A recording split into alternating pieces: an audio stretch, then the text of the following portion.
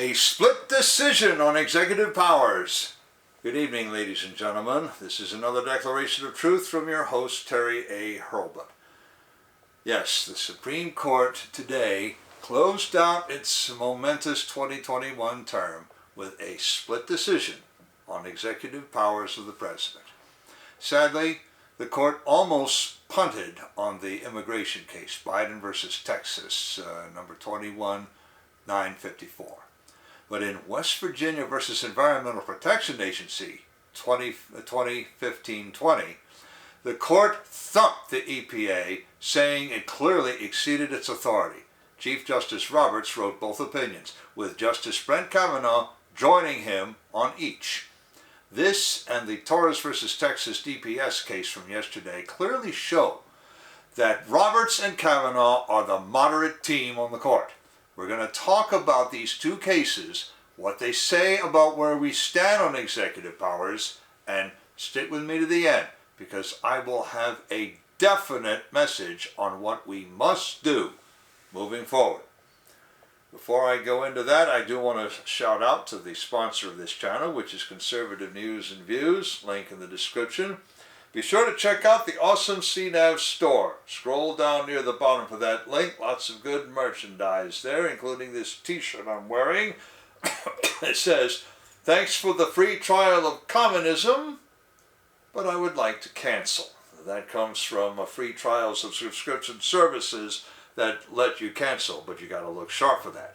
Now, we got our trial of communism all right. At the very least, a critical baseline voted for that trial. Today, we got somewhat of a reprieve from it. Whether we can cancel it is up to us. Having said that, ladies and gentlemen, let's get down to cases, literally. With these two cases, the Supreme Court closes out the 2021 term and has no further opinions to issue. Now, that might partly explain why Justice Stephen G. Breyer decided abruptly to retire today instead of waiting until the fall. Accordingly, Ketanji Brown Jackson took the oath of office at noon Eastern Daylight Savings Time. I've talked about her qualifications before, if you remember. In any case, I will have no further Supreme Court updates until the fall. Only another court retirement or death falls within reasonable expectation for a change in that plan. Given who this president is, let's hope neither thing happens. Now, you will recall my setting forth a background on these two cases yesterday, after the court deferred until today their issuance of the opinions. I've left links in the description to that backgrounder and also to PDFs of these two opinions. Briefly, I feel that past presidents have abused their executive powers for a very long time because Congress let them. A general consensus seems to have arisen that elections have consequences. Therefore, a president speaks with vox populi, and therefore what he says goes, subject to proper attention to duty. This holds especially in matters of war and foreign policy or anything touching them. Immigration is one of those matters, and is the matter at hand in Biden versus Texas. The syllabus and Chief Justice Roberts' opinion provides additional background that I did not have yesterday. Specifically, Sec Home Sec Alejandro Mayorkas issued two memos terminating the Remain in Mexico policy on June 1st, then on October 29th of last year. Texas and Missouri both sued in a district court, alleging that Secretary Mayorkas had broken two laws. The Immigration and Nationality Act, specifically Title 8 United States Code, Section 1225B2C, and the Administrative Procedures Act. That first law gives the government two options if they are swamped with people trying to cross the border and can't detain them all. Either, one, release them on parole, meaning literally they give this government word of honor to show up for hearings, or two, send them back to Mexico. The United States is an illegal immigration magnet. Chief Justice Roberts almost said as much. He observes that every president, starting with Clinton, has released undocumented migrants on parole. Even Donald Trump did at first. Then he has also removed some of those migrants back to Mexico. The Biden administration was having none of that. A different administration means a different governing philosophy. In this case, perhaps this administration believes that these swarms of people crossing the Rio Grande without documentation will eventually make a better class of citizen than are those born in country to lawful resident parents or who come lawfully. That's a question no court can decide. The American people will decide that at midterms. In the matter at hand, Secretary Mayorkas ended the Remain in Mexico policy on June 1st. Texas and Missouri, two states who have to care for some of those immigrants, sued. So the district court enjoined the federal government to continue Remain in Mexico until the government could build enough jails to detain everyone whom the law tells it to detain. The district court expressed fear of the release of millions of people into the country who wouldn't show up for hearings. They also found the rescission arbitrary and capricious, just the sort of thing that violates the Administrative Procedures Act. On October 29th, Secretary Mayorkas wrote another memo ending the Remain in Mexico program. This time, he offered what he considered a new and better rationale. In fact, the second memo clearly shows that the Biden administration places a high value on a welcoming posture. The secretary admits that Remain in Mexico cut down on the number of people trying to cross illegally, but he insists, and I quote, that the program's benefits do not justify the costs, particularly given the way in which Remain in Mexico detracts from other regional and domestic goals, foreign policy objectives, and domestic policy initiatives that better align with this administration's values, unquote, Secretary Mayorkas. He also cited the diplomatic complications of the Remain in Mexico policy. After all, if certain persons must remain in Mexico, Mexico has to take care of them. Trump persuaded the Mexicans to take care of them. Biden, or his handlers, have other ideas. Again, the American people must decide this question at midterms, and then again 2 years later. By then, the case was before the Fifth Circuit Court of Appeals. They affirmed the district court's judgment in full. By their read of Section 1225, Remain in Mexico was the only way to avoid releasing large numbers of people on an unlawful general parole. The appeals court also rejected the October 29th memo as merely another attempt to explain an old decision. The Supreme Court, meaning Chief Justice Roberts, seized upon the word may as it appears in Section 1225. In other words, if the government wants to release large numbers of people into this country without evaluating them, because evaluating them would take too long, then the government is perfectly within its executive powers to do so. When he does this, Roberts continues the traditional deference to the executive in foreign affairs. But he forgets that immigration is more a domestic than a foreign affair. Immigrants eventually become voting citizens under our system of universal adulthood suffrage.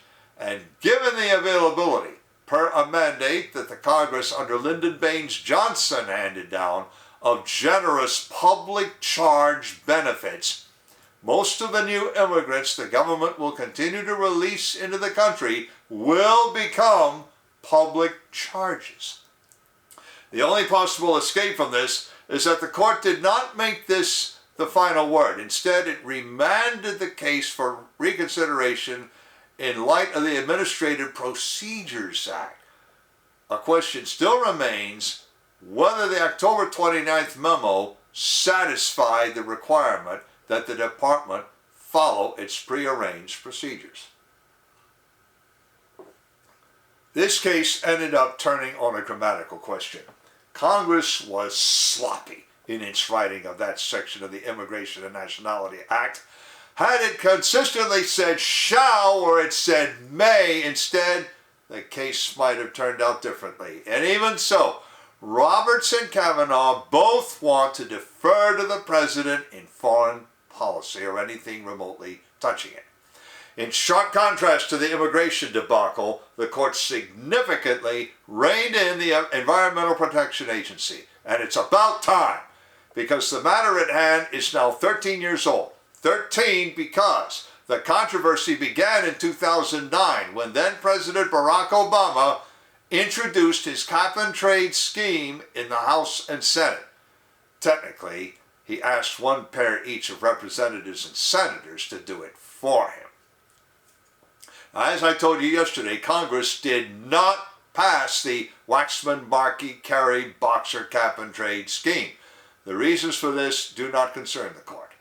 Mainly because never, from that year to this, did anyone summon any of Doctors Michael Mann, Phil Jones, Kevin Trenberth, Rajendra Pachauri, Christiana Figueres, or any other prominent Climate Gate personality to sit at the green table and testify under oath to what they represented as their scientific conclusions that, and I quote and paraphrase, climate change presents a clear and present danger one can no longer seriously doubt. Human beings must bear a significant and remediable portion of the blame for it. Carbon dioxide emissions are the means for this blameworthy activity that governments must curtail.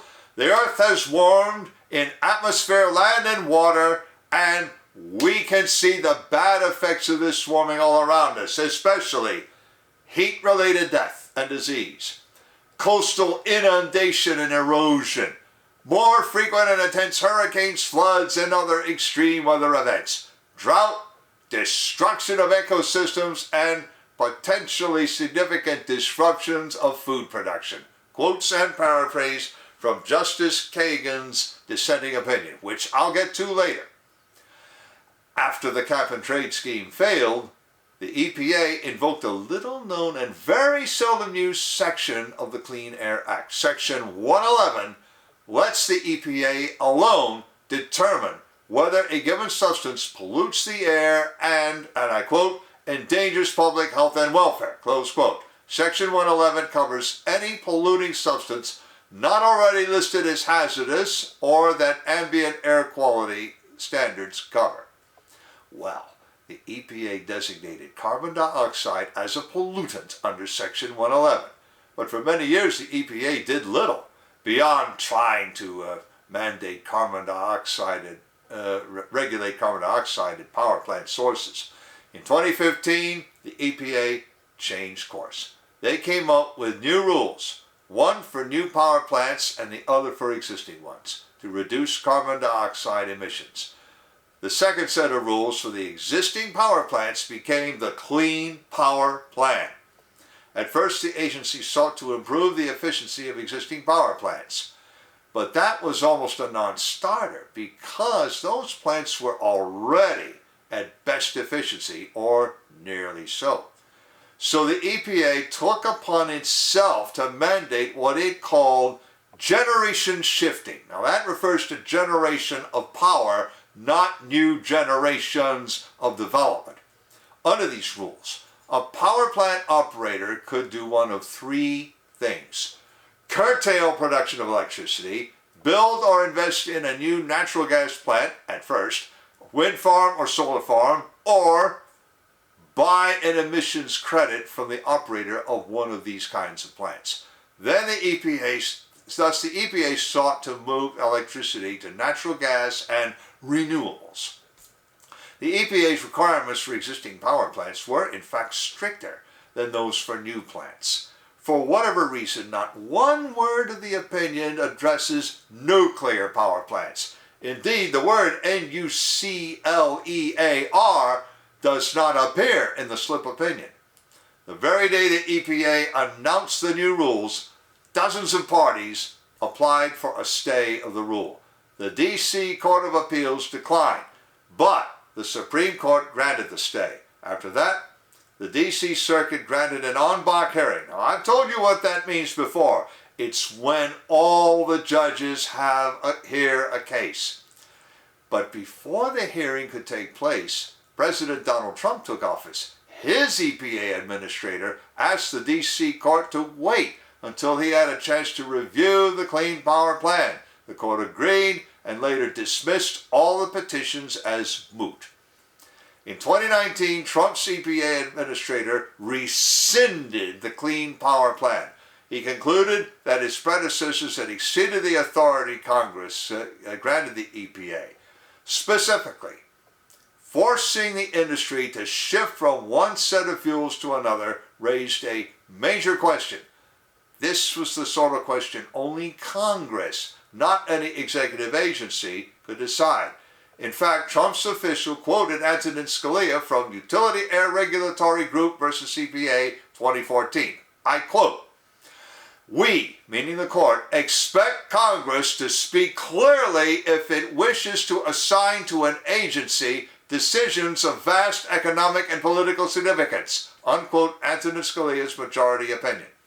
Instead, the official promulgated the Affordable Clean Energy Rule, which meant back to regulating emissions one plant at a time through better operating efficiencies.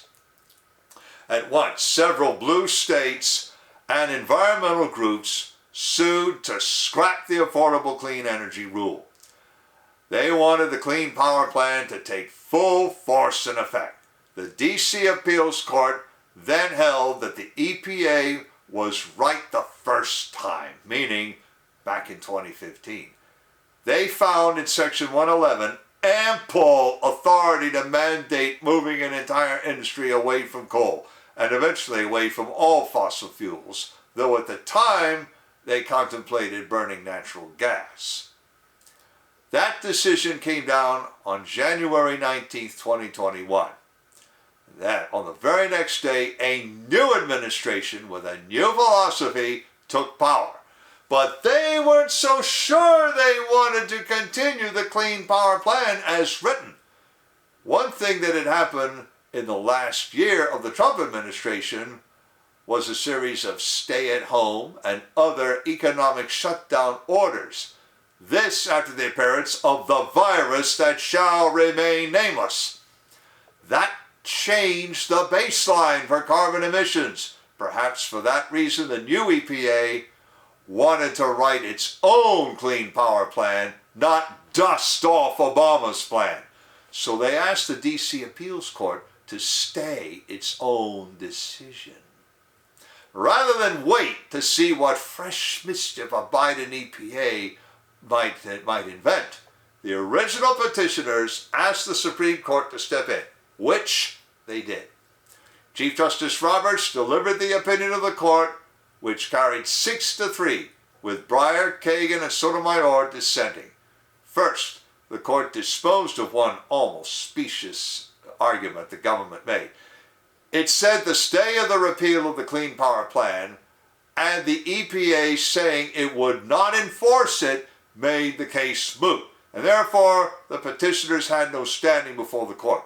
Wrong, said Roberts. First, the petitioners would have an injury in fact from having to enforce or comply with an incredibly burdensome regulation.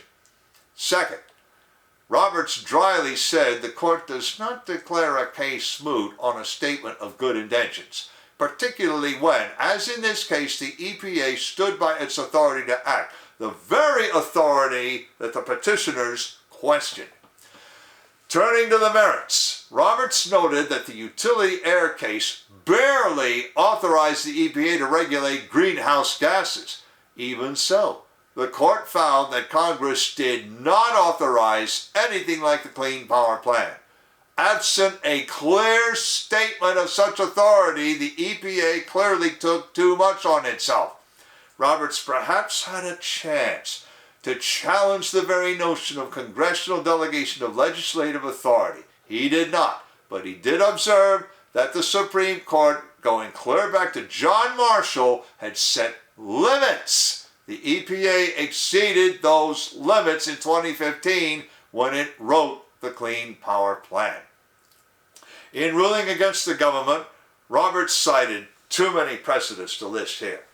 These precedents all found that an executive branch agency had exceeded its authority.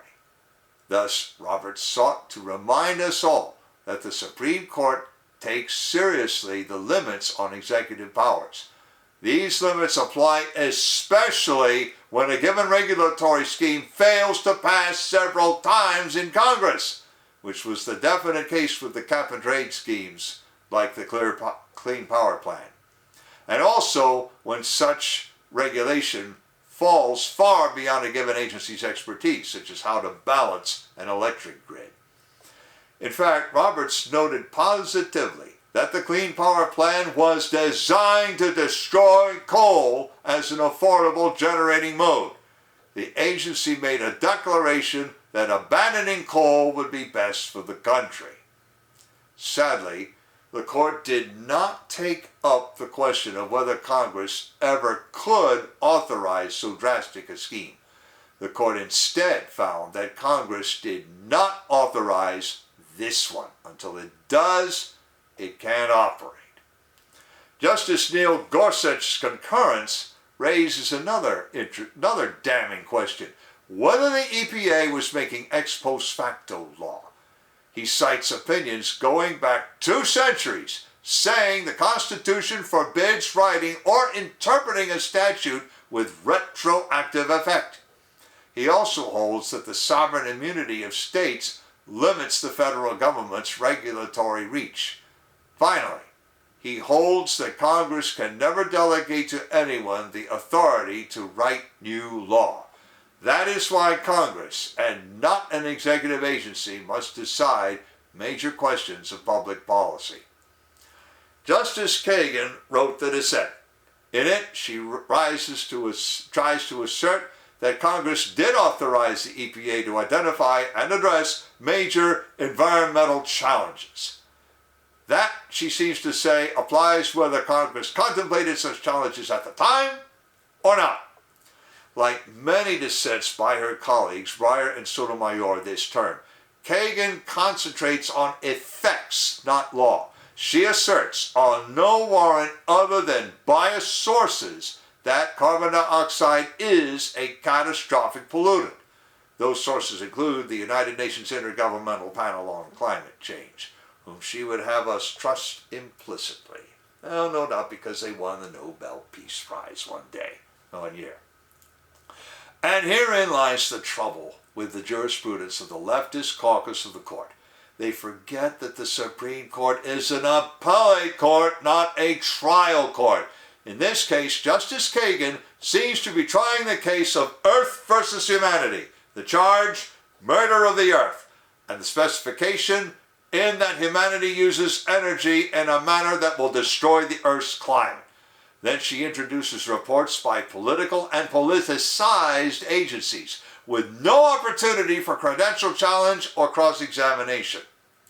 Kagan cites the Clean Air Act itself because Section 111 dates back, all the way back to the Clean Air Act's writing in 1970. Perhaps no one briefed her that in 1975, environmentalists warned of a deep freeze, not a deep bake. Therefore, she cannot plausibly claim that Congress contemplated greenhouse gas emission reduction when it wrote the act. But here is the real point. Kagan, in this case, plumps for a vast extension of executive powers. She actually mentions members of Congress not knowing enough to make effective law in this area. So, she says, they leave it up to the experts. Whether they actually do or not was the subject of debate in this case. The court voted no, but we cannot dispute that she thinks Congress and the people should leave some kinds of lawmaking to the experts. Her ideal world, then, is a technocracy in which no one has any individual autonomy. In her world, one gains authority and responsibility through education, training, licensure, accreditation, and other such credentialing. Kagan also observes previous delegations of legislative authority by Congress and concludes that this delegating of authority has no limits. This is a dangerous philosophy, and if Congress and the states must amend the Constitution to curtail it, so be it. That any justice of the Supreme Court could even think that Congress has a plenipotentiary power, that means a power to do anything it wants, should give us pause by itself. That she furthermore holds that Congress may delegate any and all of its powers should make us question her qualifications to sit on the Supreme Court. Both immigration and the environment will become election issues. How important they will be is an open question. American voters have seen a partial effect of the curfew, candlelight, and curtailment regime this federal government really wants. At midterms, they will have a partial referendum on such policies and on our open borders. So here's how it works. If you want to leave your life to the experts, vote Democratic. If you believe yourself guilty of murder of the earth and believe masses of new immigrants will make a better class of citizen than you because they are new immigrants, again, vote Democratic. But if not, don't.